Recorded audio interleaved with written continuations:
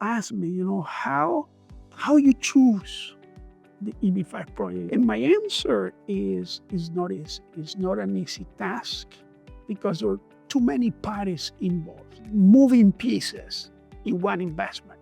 You have an immigration attorney to prepare the source and the path of funds. And then you have on the project side, two different entities, or it can even be three entities. No? You have the EB-5 fund on one side, which is really where you are investing. It could be formed just by a manager related to a regional center in the affiliation, or it could be the same regional center receiving the funds. And then on the other side, which I think is the most important part, is the job-creating entity, which is at the end is the real estate developer. This is where the funds will go. Most of the investors, the EB-5 investors, are more concerned about the regional center side or the EB-5 funds. No? But I will say that if I was on the other side, I will do a really good task on my due diligence looking on the developer side. The developer, it's really important, and the project itself is really important because this is where the most important two things will happen.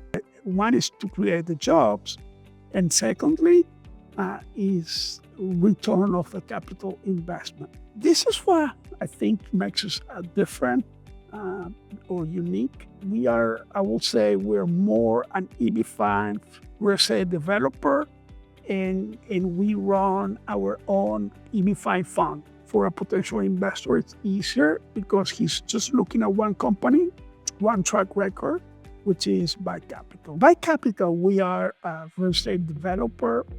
We're based in South Florida, in Miami.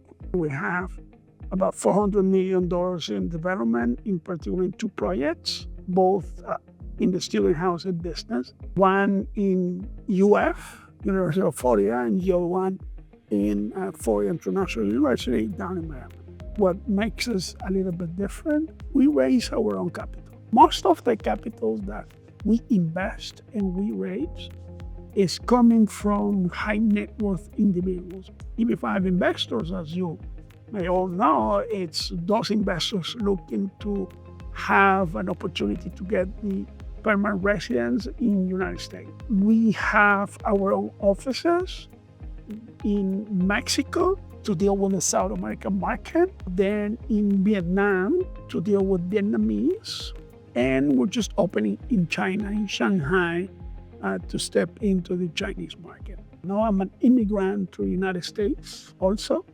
I went through the immigration process, and that makes me understand how important is this matter. It's stressful.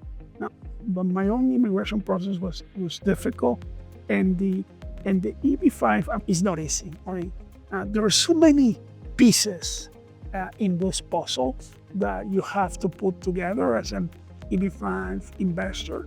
Investors, sometimes they ask me, what would you look into a project? There are so many moving pieces into one EB-5 investment. Doing the due diligence process on where to invest and how to choose, it's a complicated task. So I think at the end, it's all about trust. More than 15 years in the market, so we have learned a lot about EB-5. Very different to where we started. I think the Buy Capital, what gives us a difference is the being there for the investor. It's a difficult task for an investor that doesn't know too much about EB-5. So providing that level of comfort that you are dealing directly with the owner of a company, in a company that is sitting on both sides, sitting on the EB-5 fund and also sitting on the real estate side. I think that provides a level of comfort that it makes a difference. Then what type of project, today we have in the market, the different combinations of the different options make even more difficult to choose which project to invest. Is it rural? Is it mezzanine loan? Is it equity? Is it higher employment? For someone that doesn't understand the real estate market, it's even more complicated. No? You want to look for somebody that has experience, that has a track record on EB-5. Rural versus high unemployment, it really depends on where you feel, what is more important for you. Is it putting the money a little bit more at risk, going through a rural project, but speed out the process of getting the green card? Or your priority at the time of choosing a project, it's more related into choosing a low-risk project, even though it will take longer in getting your green card. Getting your money back, it really relies on the type of project. As a real estate developer, if I have to choose where to build a project, for me, it's really difficult to happen in a rural location, because when you try to draw your financial performance and you look at the exit in terms of rent or sales, it's really, really difficult to make that happen. You know, I like to say that built 1 square feet in the middle of nowhere has the same cost, even more cost in the middle of nowhere, than build 1 square feet in a urban location. You know, a square feet, it's a square feet. But the exit is different. The land cost is different, but the cost of construction is the same.